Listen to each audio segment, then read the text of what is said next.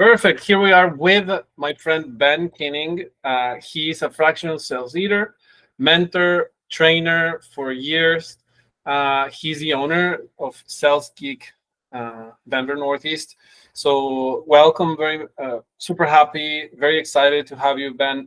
If you can probably give us some of the story of yourself, anything that you can share, that'll be super awesome. And then we will ask you a couple of questions in terms of transformation of businesses and things like that. Yeah, thank you, Luis. I appreciate the opportunity to come on and talk to you and your audience about who SalesGeek is, what we do, and how I help support businesses that are looking to grow revenue in their companies. So, a little background about me is I have 20 years of experience in large corporate enterprises, and like a lot of people I connect with nowadays, we all hit a point of our careers where we no longer feel aligned with the direction of where large corporate enterprises go. You reach a certain plateau of your career and you look to do something different, something that adds a little bit more meaning and value to your day.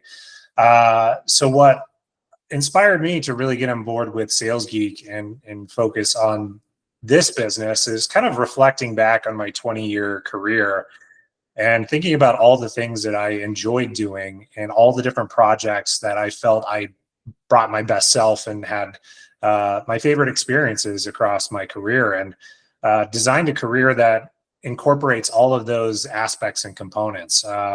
Some of those things include I started my career in sales working in corporate small business banking. So working with businesses that were $2 to $20 million in revenue and helping them with growing their financial portfolio and all of their lending, deposit, merchant services, a bunch of different services I help them with.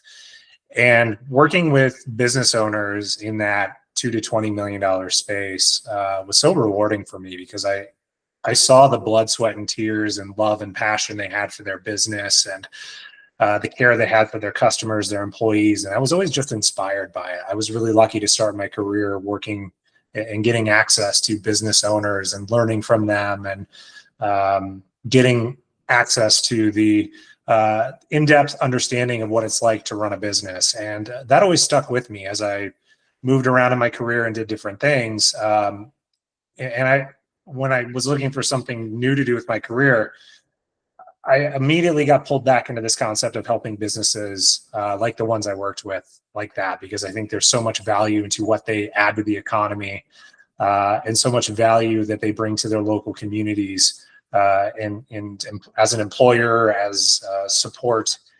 So I really wanted to support businesses that were more aligned with that. The second thing is I've done both revenue growth and operations in my career. And when you're focused on revenue growth, it's growing top line. And when the business is successful and bringing in, 30, 40, 50% sales growth year over year, those are fun companies to work for because there's lots of opportunity to celebrate success and have the opportunity to develop new products and services and grow. And it's just a fun environment to be a part of. And then I've worked at organizations on the operations side where everything was focused on cost savings, reduction, reducing, finding efficiencies. While there's a lot of value to that, there really is only two ways to improve a business. You either grow the top line or shrink the bottom line. And having done both, there's just way more fun to be had when you're helping grow the top line, because now you're in a business that's in a growth mindset and a mindset where you are looking to reinvest in your people, reinvest in your product, and grow, rather than having to make the difficult decisions to see how can we do things differently that ultimately impacts the performance of a business when you're focused so much on cost savings. So that really is what brought me to move into my role here with SalesGeek and really taking my knowledge and experience over 20 years of helping businesses grow and working with thousands of salespeople and sales leaders in different businesses and giving them the tools and tricks and access to information to help them level the playing field and learn the things that often you're not taught if you're a small business.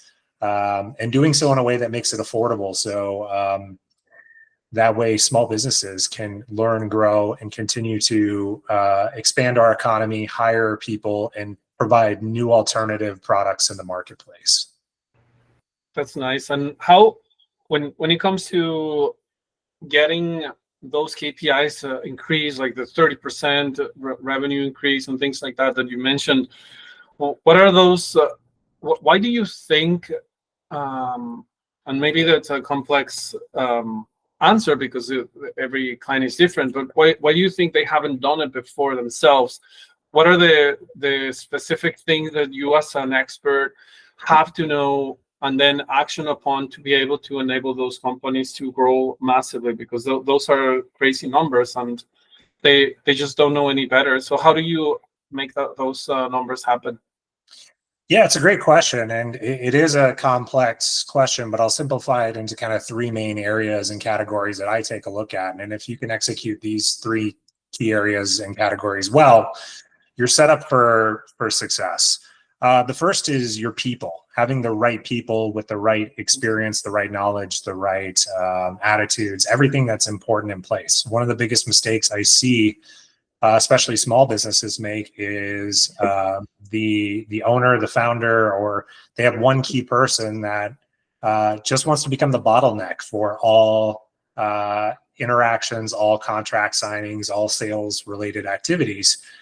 And when you're having one person who's doing that, but also wearing multiple other hats, that greatly impacts what success can be. There's a cap on what success is for a business. So one of the first things I always take a look at is, do you have enough people to sustain the activity needed to hit the growth that you're looking for?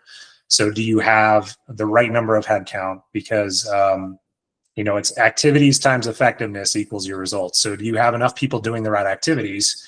And then taking a look at the effectiveness of the people. Are they having the right conversations? Are they connecting with the right people? Are they sharing their message in a way that is resonating with the right consumer? Are they always adapting, learning, growing, and finding ways to share best practices and go across that? So really that first step is the people side of the business. The second step is the process side. So learning, how does your business make it easier for you to do business with? And this is where things can get, a lot of the differentiation comes from in the process side of things. And that if you're a B2B or a B2C, that's going to look a little bit different. If you're selling a product that's $20 average value cost versus a $1 million contract, that's going to be a completely different process. So looking at things, how many different buyers are involved, how easy is it to execute for the consumer, but also on the business side. So there's lots of different components that look at a process, but ultimately fine-tuning that process so that way there is no unnecessary bumps in the road and things move as smoothly and efficiently and effectively as possible, where you're constantly moving people through an effective process that works well. And for a lot of businesses, a different process is going to be needed depending on a lot of different factors. So that's a lot of what I do, is taking a look at very important components of your business and making my recommendation of what's the process going to be the most effective for you. And then the third thing is your proposition, your value proposition. So what is it that you're sharing about your business that gets people excited to want to do business with you? A lot of times we live and operate in a world where we think everything's a commodity, that people are just going to see one company of no differentiation from another company. And when that happens, then it just becomes a race to the bottom on price. So if you're a business that is constantly having to discount or constantly having to make concessions or do things to win business because that's how you've had to stay competitive in a competitive market, that usually means that the value proposition isn't been defined yet. And having a very clear message strategy and approach style in a way that resonates with buyers, where they can see your business and clearly know that they are the best option in the marketplace, that's such a key component to it. So just to quickly recap, it's really around like people, process, and proposition. Everything in between there is very nuanced, but those are kind of the key components that I would take a look at. Yeah, that makes sense. How do you go about for someone to be helped, they need to allow themselves to be helped. So I imagine that you have encountered on your 35 years old, that those alphas, like 60 years old, like they know everything, right? Like they think they know everything. They have done this way, whatever. How do you crack that that egg of hey, like we need to do it, change everything. We need to do it this way. You need to delegate. You need to hire. You need to make sure that you don't do 5 products. You just do one, and the other 4 are upsells kind of thing, instead of just like being diluted into 30 different items. So how do you go yourself about, hey, let's do it this way, and then just they themselves say, yeah, okay, let's do it because Ben knows better? Yeah, it's well, the first thing I would say is anyone who claims that they know everything clearly has not done enough research, because anyone who's really tags himself as an expert at anything in life, every single day you learn something new you didn't know before. So there's always something to learn. I'm constantly learning and growing and expanding, and any of my colleagues that are experts in any faction of the world, whatever they're in, they're always the first to tell you that the things that they don't know are always, greater than the things that they do know, and what they do know is quite a bit. So that being said, it's also, there's an adaptability piece that needs to be thought about as well, because the world is ever evolving, always changing. AI is a great example of that. In the last year or two, we've seen how AI has changed business significantly, and we're just on the tip of the iceberg of what the capabilities of AI is going to be from a business perspective. So if you're stuck in old ways of doing things and not evolving and learning and trying and failing fast and evolving and changing, you're going to get left behind in today's environment. There's many intelligent people out there that are starting businesses all the time, that are constantly learning and growing and evolving. So first off, there just has to be that willingness to be humble and say, I'm not an expert at anything. And sometimes growth, while it's uncomfortable, comes from trying new things and seeing if those new things bring different results. So one of the things that I always look for is people who have an open mind and are willing to admit that continuing to do the same things over and over again is only going to lead to the same results. And if someone does want to hit that level of success that they really genuinely want, one of the first things they have to let go of is complete and utter control. And that can be one of the scariest things for a business owner, is to admit that I don't have to do everything myself.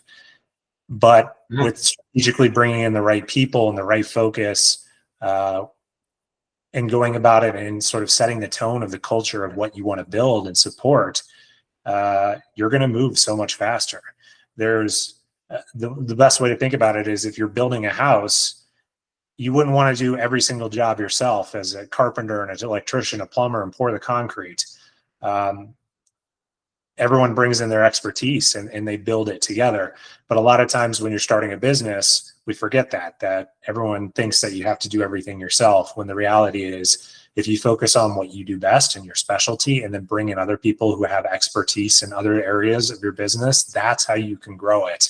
And the great thing is, sales and business development is one of those first things I would recommend that you invest in as a business owner, because they're the people that are going to be bringing you the revenue you need to then go and scale and do other things in your business first. So if you're investing all your money in other parts of your business that do not bring revenue, then you have to find other ways to generate funds, and that sometimes is investors and things like that. So I always recommend that a business looks to find a way to bring in that business development as quickly as possible, because ultimately they are low cost, and the ROI that they bring, with done effectively, is significantly higher than what you're going to spend on them. That's a great advice. I just, as you were saying it, I was creating a task and putting it, because I need to hire someone in sales in Latin America.